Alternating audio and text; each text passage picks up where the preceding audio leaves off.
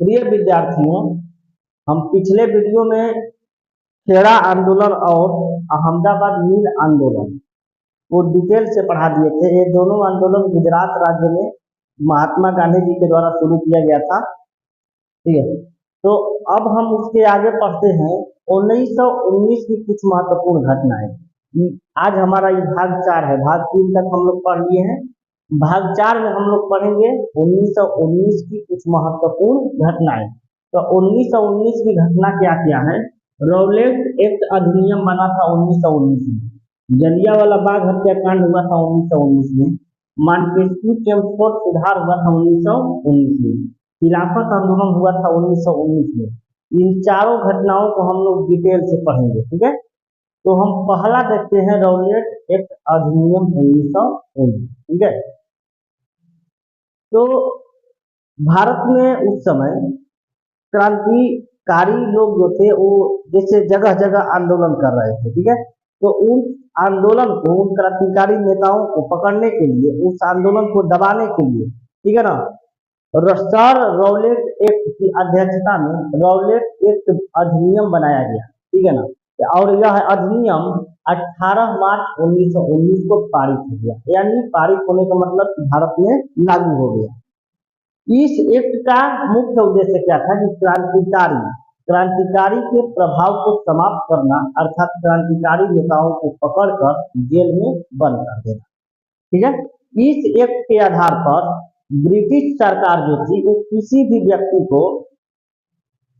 व्यक्ति को पकड़कर, यानी सब के आधार पर किसी भी व्यक्ति को पकड़कर अनिश्चित समय तक के लिए जेल में बंद कर देती थी। ठीक है, यानी ऐसा नियम ये लोग बनाए, रौलेट एक्ट ऐसा नियम था जिसमें किसी भी व्यक्ति को, किसी भी क्रांतिकारी नेता को शक के आधार पर लोग पकड़ते थे और जेल में अनिश्चित समय के लिए बंद कर देते थे। तो क्या हुआ आगे?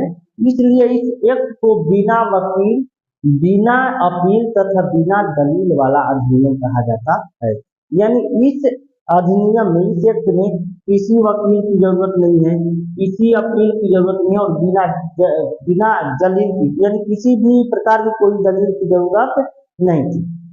इस एक्ट को काला अधिनियम, काला कानून तथा आतंकवादी अपराध अधिनियम कहा जाता है। यानी यह ऐसा कानून था जिसको काला कानून कहा जाता था।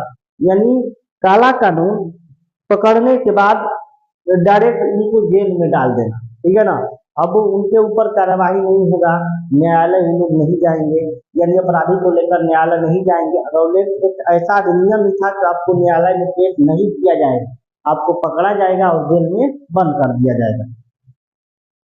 इस एक्ट के विरोध में 6 अप्रैल 1919 ईस्वी को पूरे देश में राष्ट्रीय अपमान दिवस मनाया गया। यानी एक प्रकार से ऐसा, मतलब ये लोग नियम लागू कर दिए कि पूरे भारतीय लोगों, यानी मतलब जो भी भारतीय नेता थे उनको एक प्रकार से लगने लगा कि हमारे ये लोग अपमान कर रहे हैं। ठीक है ना, आज सच में अपमान ही था, किसी बड़े नेताओं से लोग पूछे नहीं और डायरेक्ट नियम को लागू कर दिए। एक बहुत बड़ा अपमान भी था, इसलिए पूरे देश में राष्ट्रीय अपमान दिवस मनाया गया और कई जगहों पे आंदोलन भी हुए। ठीक है ना, 6 अप्रैल 1919 ईस्वी को इसी के विरोध में आंदोलन कर रहे भारत के 2 व्यक्ति, सतपाल मलिक तथा सैफुद्दीन किचलू को 10 अप्रैल 1919, डेट याद रखना है, 10 अप्रैल 1919 को गिरफ्तार करके 10 अप्रैल 1919 छूट गया है, 1919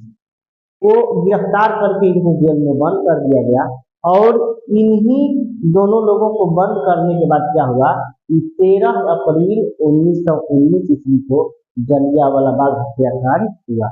इन्हीं को लेकर सभा हो रही थी जलियांवाला बाग में, और इन्हीं को लेकर, यानी इन्हीं को छुड़ाने के लिए जलियांवाला बाग में लोग एकत्रित हुए थे।